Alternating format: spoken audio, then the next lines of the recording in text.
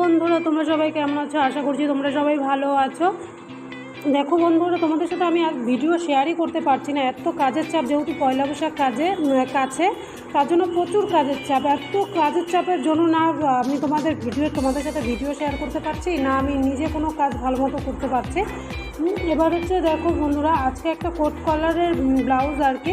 এবার একটা pure silk শাড়ির ওপরে কোট কলার, এইগুলো শাড়ির ওপরে কোট কলার বা এমনি কলার দিয়ে ব্লাউজগুলো বানালে বেশ ভালোই লাগে দেখতে, বেশ স্ট্যান্ডার্ড লাগে ব্লাউজগুলো।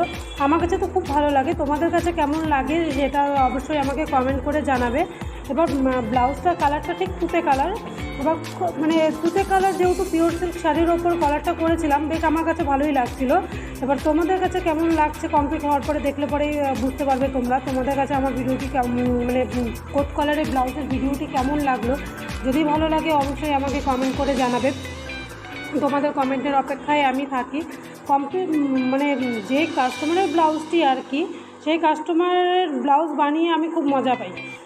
কোনো রকম কোনো সমস্যা সেরকম কোনো কিছু মানে উনি কমপ্লেন করে না, বা আশা করি কমপ্লেন হবেও না। তাহলেও আমি ওনার ব্লাউজগুলো বানিয়ে খুব মজা পাই। সবার ব্লাউজ বানিয়ে এরকম মজা লাগে না। যদি আমার ভিডিওটি ভালো লাগে অবশ্যই আমার চ্যানেলটিকে ফলো করে দিও। তোমরা সবাই ভালো থেকো, সুস্থ থেকো।